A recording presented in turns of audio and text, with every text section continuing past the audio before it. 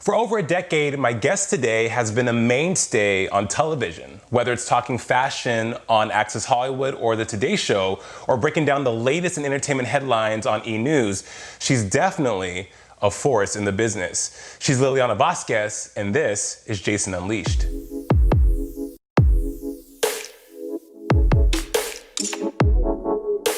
Lilliana Vazquez, welcome to Jason Unleashed. How you doing? I'm doing so well. How are you? I am good, really good. Are we breathing a sigh of relief that the election is over? I mean, forget the sigh of relief. I was like trying to set off my own fireworks on Saturday night. I was trying to like have people over, and then I'm like, oh, can't do that. But that doesn't mean that we cannot throw the most like incredible celebration. I just think people feel so hopeful and so excited for the future. I don't remember the last time I felt like this. And I'm just so grateful that so many people showed up to vote for the very first time, to really take an active role in their communities, to get out other people to vote. And You see what that hard work has done, and it changes the course and the history of this country. And it's really important. And I'm just so happy. I'm so happy. You know, they say an overnight success is 10 years in the making. You've been grinding it out, at least, right? But you've been grinding it out for 10 years on TV. Before that, you were grinding it out for years off camera, working in radio, getting your start and, you know, in your humble beginnings. Let's celebrate you, because I find you so incredibly interesting and fascinating. Texas girl, went to George Washington University, got a degree in international business, but you're like, you know what? I'm a storyteller. And I love fashion. Let's run the resume and the history of Lilliana Vazquez. How did you get into the biz? You know, I got into the business because I wouldn't take no for an answer. That's how I got in the business. I mean, my route, my path has looked kind of like that. Sometimes upside down and sometimes left to right. And I actually think that's an incredible thing. I think it's what makes me unique. I think it's what allows me to have my distinct point of view and say and opinions on topics and on stories and on the things that I want to do in this industry. But I got my first real start, I would say, as a consumer reporter at Channel 10 in Philadelphia. And I got that job by literally, like, your audience is probably a lot younger than I am, but back in the day, we had a phone book.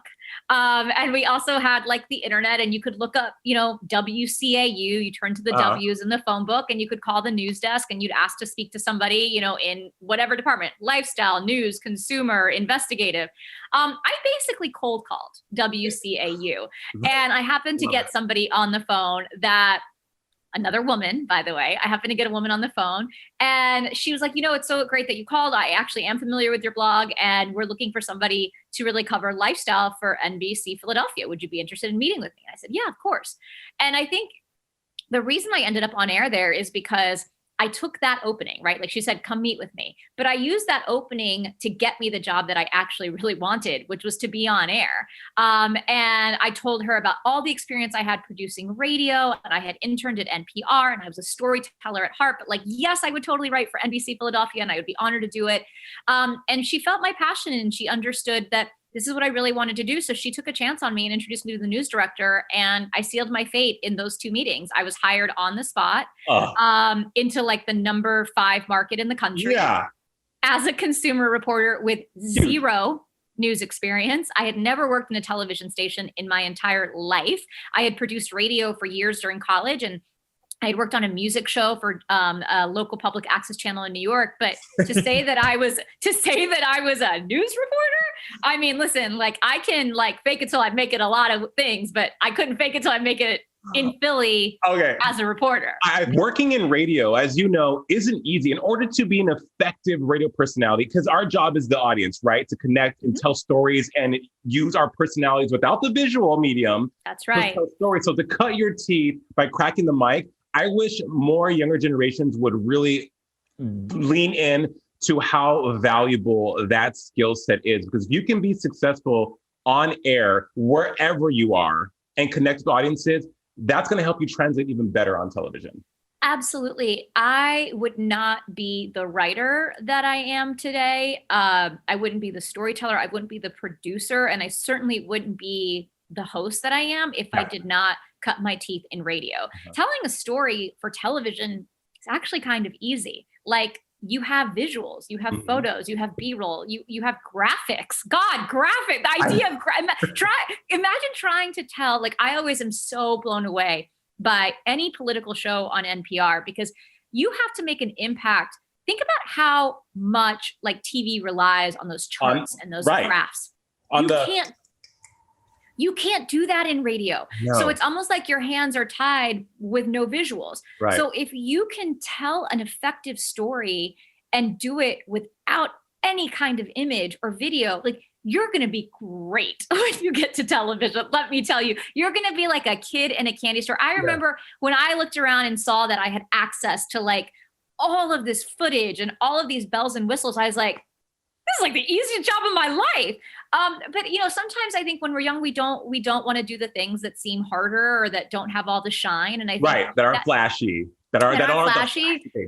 Yeah, and that happens a lot now, especially because we live in an Insta world. You know, that you see people like, I think of, you know, women like Addison Rae on TikTok. Like, she was a college student, right, 2 years ago, and now here she is, one of the most powerful voices on TikTok, building a brand for herself, crossing from, you know, social media to entertainment. And I think there's so many young women watching that, and nothing against Addison Rae, but I do think she should put out to her young followers and make sure they know that this doesn't happen for everybody. And this is the exception, not the rule. And I do think that there is a responsibility for personalities, let's call them personalities, to do that. You know, most stories are probably closer to your story and my story. And by the way, I can't even touch the influence or the followers that somebody like Addison Rae have. And I probably will never see that in my lifetime. And I have worked, you know, at what I think is one of the biggest and best brands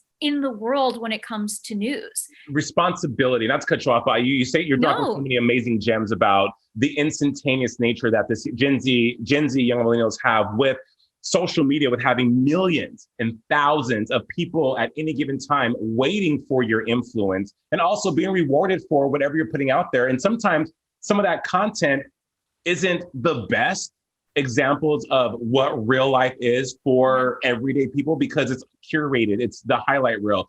But I do think that these TikTokers and the new celebrities, the new influencers, the new personalities, they're figuring it out though, because also with the evolution of these social media platforms that are quick and easy and savvy, their audiences are quick and easy and savvy, and they're dialed in so many different capacities. You mentioned the brand you work for, E! News, but before we get to that though, I have 3 letters for you.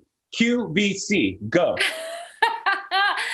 I mean, okay, so if radio made me the best storyteller and editor and producer and writer that I could be, QVC made me the best live reporter and on-camera talent that I could ever be. There's one thing I know, it's fashion.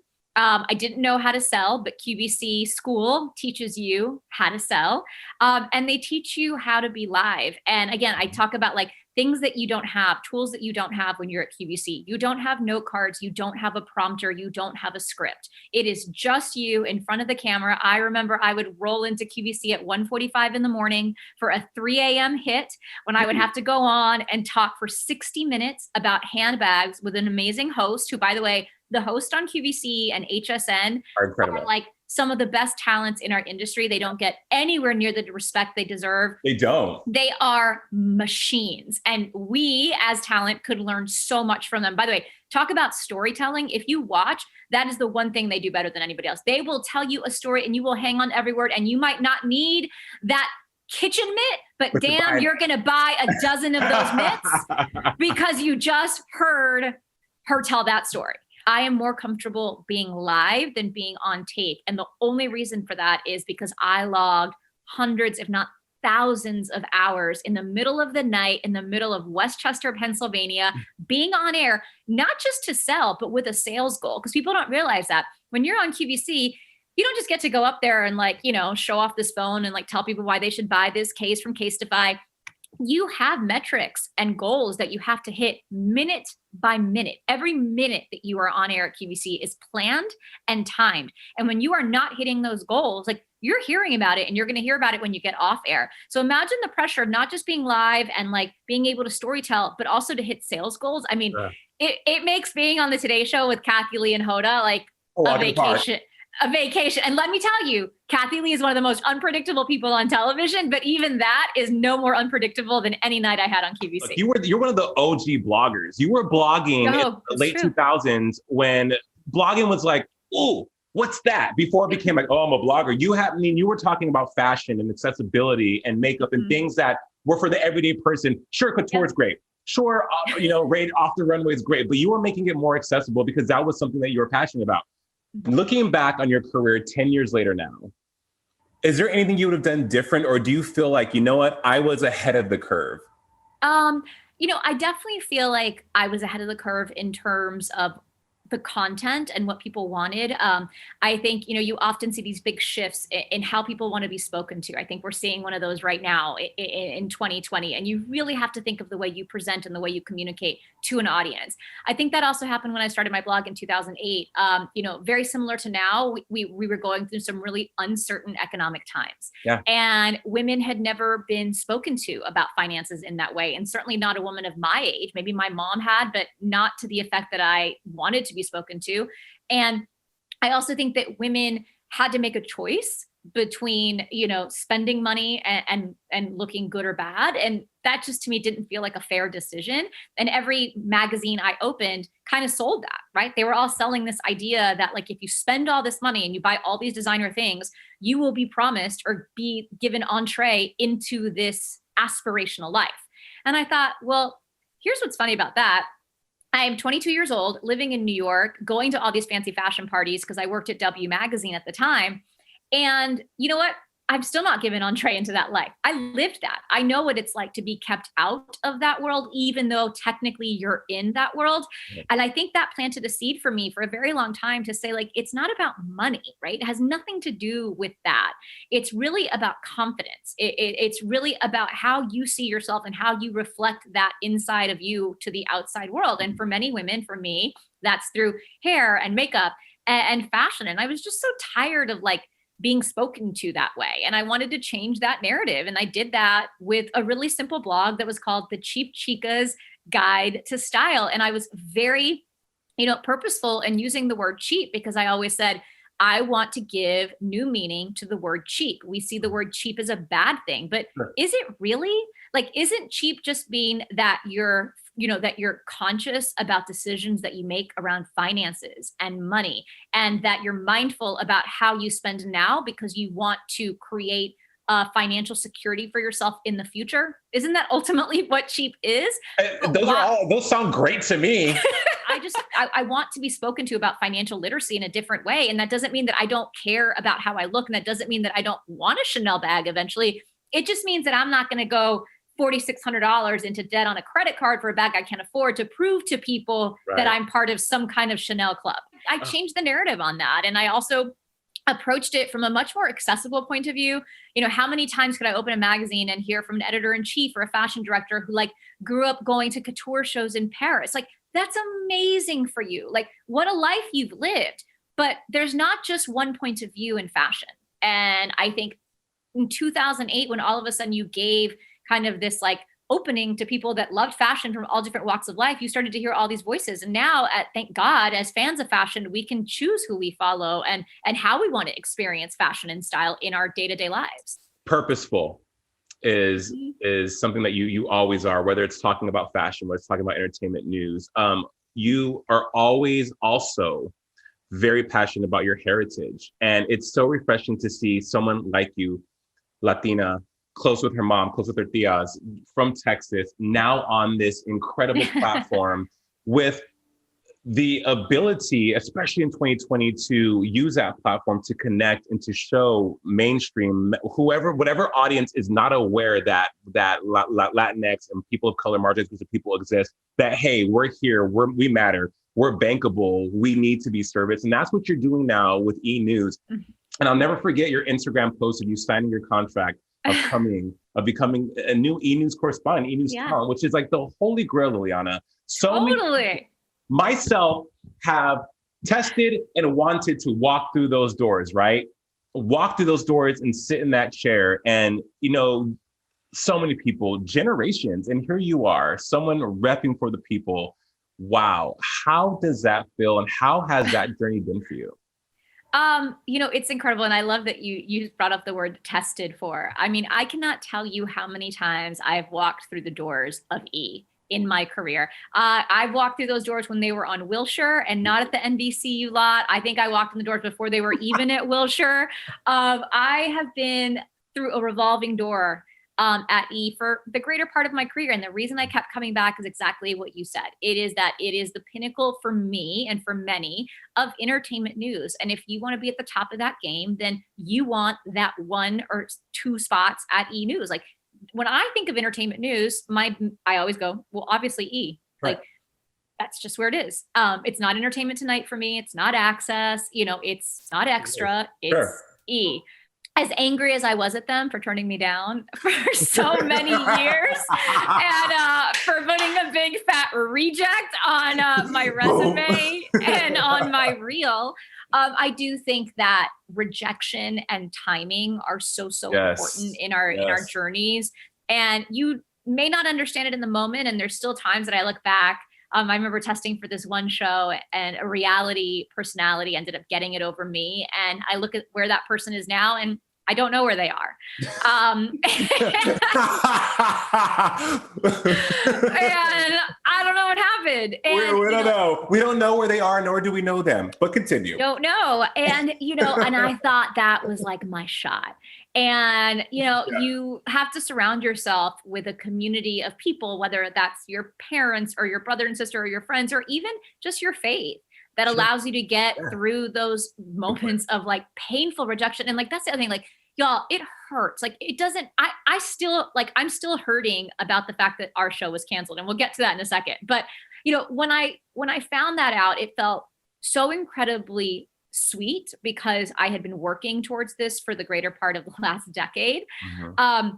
It also felt so important for the reasons that you said, for the reasons that, it's been 3 decades that they have never had an anchor who is Latina or Latino. Mm-hmm. And I know how important it is to see yourself. And when Kamala Harris spoke on Saturday night, I literally was holding back tears because she's so right. Like when you don't see yourself in these roles, people can tell you that you can be that, but until you actually with your own eyes see somebody not only get in that role, but affect change in that role and see them consistently in it, you just don't believe it. And the reason I thought I could ever be on TV was because of one woman. Her name's Gloria Campos. She was an anchor at WFAA in Dallas on the ABC affiliate.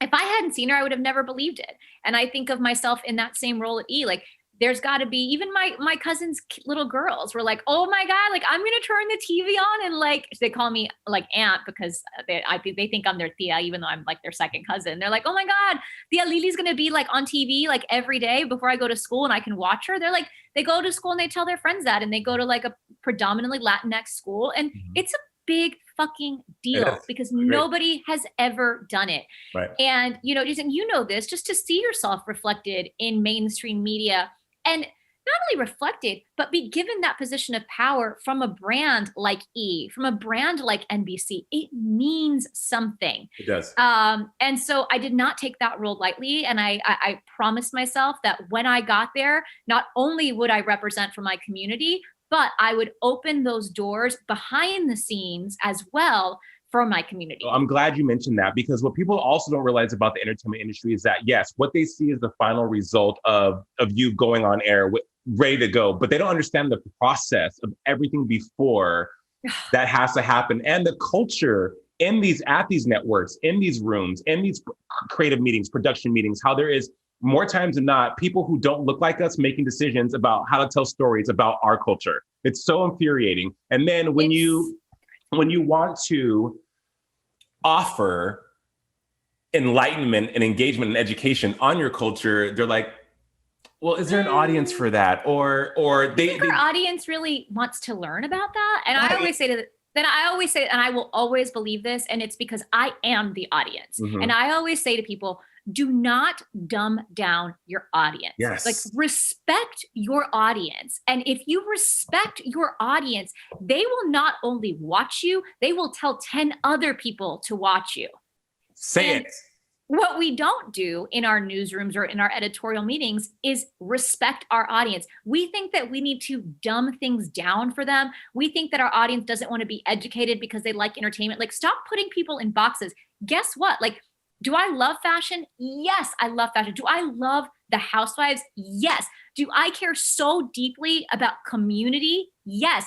Do I also care deeply about politics? Yes. We are multifaceted people. So let your choices in an edit room, or to like, let your choices reflect the fact that your audience doesn't like one thing. Like, that is such an old school way of thinking. And especially when you're talking about communities of color. Oh, they only like this. No, they don't. It's crazy. You mentioned putting people in boxes. I agree with everything you just said, because it's not about me and you, it's about our audience. They're the most important thing. Yeah. What do you say how did you handle people who tried to put you in a box? I think one is you have to show, not tell. Yeah. And oftentimes to show, you have to take a step backwards. Not everyone is going to give the opportunity to let you tell a story that you're really passionate about at this level. But if you volunteer your time, or you reach out to a local affiliate and say, hey, there's this amazing story, I really want to tell it. What do you think? Like, you'd be surprised how many people will let you do that. So I think showing people that.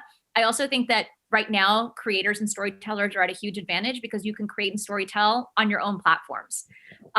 Yes, exactly. Like, look at what you're doing. You know, you don't, I hate to say this because I work for mainstream media, but we don't need an NBC or an ABC or a CBS to tell stories that mean something to us, to tell stories that resonate with an audience.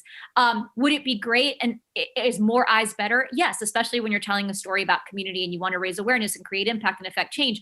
But at the same time, like, you can do so much of that on your own. So number one is I had to show them, not tell them, especially in news. And I pushed and pushed and pushed until they couldn't say no.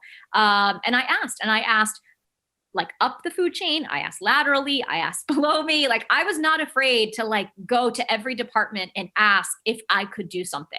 I also think the other thing is, like, you really need to build a community of, I call them rabbis, because my first like mentor, Amy Rosenblum, called herself that. She said she was my rabbi, and she's like, you need your rabbis. I was like, great, everyone is my rabbi.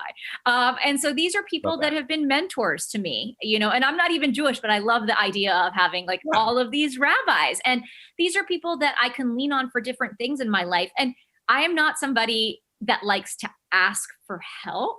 It's one of my, I think, biggest weaknesses. But you can't do things by yourself. Right. You just can't do it. I mean, you can try, but you're just not going to get there on your own. You need a team. And so you need to be willing to ask for help. And you would be surprised how many people are willing to give it to you. Now, there are people that will not. Right. And I can tell you, don't waste your time with those people. I've had relationships like that in my career where, you know, on the surface, it looks like they're helping, but when you really ask yourself, what have they actually done to advance or further our relationship? Or how have they used their privilege and position of power to create an opportunity for me or someone like me? And when you start to ask those questions of the people that like support you or have your back, sometimes those answers are really sobering. Stop wasting your time with those people. You're not going to change who they are. And, you know, I did that. I had to do a lot of that. And by the way, a lot of that happened, I think, once the show got canceled at E! News. You know, let's talk about that, because that was one, so timely what you're saying, because with this year especially alone, we've had a lot of time to really think about our lives and every layer, every aspect, every nook and cranny about what's working, what's not working, what people have, as you said, been rabbis and haven't been rabbis. And I think people are very fearful of letting go of the space that people take up because they're so used to it. They're so used to these people being there. But on the subject of Pop of the Morning, E! Relocates to New York. E! News becomes, leaves the West Coast, is on the East Coast now. We have this whole new iteration, new look, new feel, new energy, new people, new freshness. And then you guys go on. COVID happens, the show's gone. What happened? How, and how, I remember seeing your beautiful post on Instagram of you looking back at 30 Rock. And there was Lilliana, it was cryptic, but hopeful all at once. And I look at a lot of things on Instagram, and that was one of the pictures that struck me viscerally, because I knew I tried to put myself in your shoes and imagine how you might have been feeling that day. And also what you wrote was that, hey, one door closes, and you had a proverb, I think, but another one opens. What happened there, and how have we moved forward from there? You know, I think that the biggest lesson I've learned during COVID is that, like, my career and my job does not define who I am as a human being. Sure. For so many years, I think I let it do that. And who am I if I'm not Lilliana, the style expert? Or who am I if I'm not Lilliana on the Today Show? Or who am I if I'm not Lilliana on E! News? Well, in August, I was none of those things. I've been none of those things since August. And you have to be as happy, if not happier, with who you are, what you do, and what you represent without all of those things. It's nonsense. It's totally noise. And it took me a while to get to that place. And I had some really low moments, especially the week that the news came out. I felt betrayed in so many ways. I felt, like I felt embarrassed. I felt like I was letting down an entire community that I had promised that I would help get to this same place. And, I can still do that whether I'm on air every single day or not. And me being on that show at 7 a.m. live out of New York does not change what I'm going to do for my community. Yeah. Sure. Could it be easier to do it from that position? Yeah. But like, we can do hard things. Like Linda Doyle says, like, we can do hard things. We just did something really hard. And by the way, none of that had anything to do with where we work, right? Like, we were all humans voting for decency and change and equality. That is who we were. We showed up. I did not show up as a style expert. Like, my husband did not show up as this, the CEO of a company. Like, that's not who we are when you really get down to it. And so I think that helped me. But like, let's be honest, like, that took a lot of conversation. It took a lot of like being alone and being really mindful and being alone, and just realizing that, like, I'm going to go on to do what it is that I am meant to do. And listen, like, I have a lot of faith and I believe in destiny. And like, I always lean back on this when things get really hard. Like, what is for me is for me. It is not for anyone else to take. That is not how I live my life. I don't think that I'm going to walk into an audition and like, Susie Q is going to be there too. And if that job was mine, that Susie Q has a chance of taking it. She doesn't. Like, what God has given me is my gift, and that is it. And it's for no one else to take. I mean, my dream job was literally taken from me. Like, just woke up and they're like, we're going to take this back. Thank you so much for being here. And in the middle of a global pandemic. But I mean, come on, at the end of the day, like, let's just like come from a place of gratitude. I am sitting talking to you in my home in what I think is one of the most beautiful, magical, special places in the world, in Montauk. My husband is upstairs on a call. My family is healthy. I am healthy. I don't want for anything other than this damn virus to go away and for Trump to be out of the White House. And one of those things happened. So, we manifested that. We manifested that. And I just heard that they've made massive advances in a vaccine. So maybe I will get my two wishes. Maybe 2020 will deliver. But the point is, like, I have so much to be grateful for. And like, whether it's E! Or sci-fi or whatever it is, it doesn't matter. Like I said, it's like, that is not, my job is not who I am. It's one of the many things that I do and that I do proudly and passionately, but that's not all of me. Anyone who has had their dream job or worked hard to get to a place and then have it taken from them or have it removed feels like this cosmic joke. Like, well, what was all that for? But your perspective and you being able to bounce back with gratitude, I think that's going to resonate with so many people watching this today. So Lilliana, thank you for sharing that. I know you're almost out of time because you're a busy girl, but you're busy. Like I said, on television, Peacock, NBC Universal, doing your thing there, on camera, killing it. You're a brand, you're a businesswoman. In March, you had said you had some things coming down the pipe that are really cool that you couldn't announce. What's on the horizon for you? What are we going to get from the LV guide? And what are we going to get from Lilliana Vazquez, the business mogul and just CEO baddie she is? I think there's a big brand extension of what I believe fashion to be. And that is that, fashion exists at the cross section of accessible and aspirational. Boom. And there's no brand out there right now that delivers on both of those values in an actionable way. And to be able to bring those things together in a way that people can engage tangibly without being so loose in what I'm saying is what I'm really looking forward to working on. You know, I will say this, especially to people watching this that like are so excited to like be on television.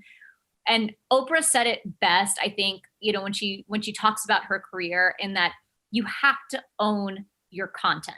Right. And when you fast forward now, she said that like in the early 90s, right? When you fast forward now to 2020, like you have to own your brand. Like you are your own biggest asset and resource.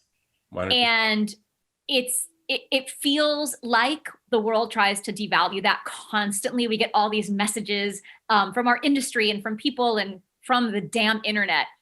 But you have to remember that you are your own most precious resource, and own that. Like just own that. Even if that means that you have a following of like 1,000 and you're doing something, you know, that like not that many people see. Just remember that, whether you're starting like a, you know, a diet soda brand, or whether you're starting like a new show on IGTV or on YouTube, if you really come from that place, you start to really value yourself and not value other places or people or opportunities. And those things have their own place and they are valuable, but they're not more valuable than you.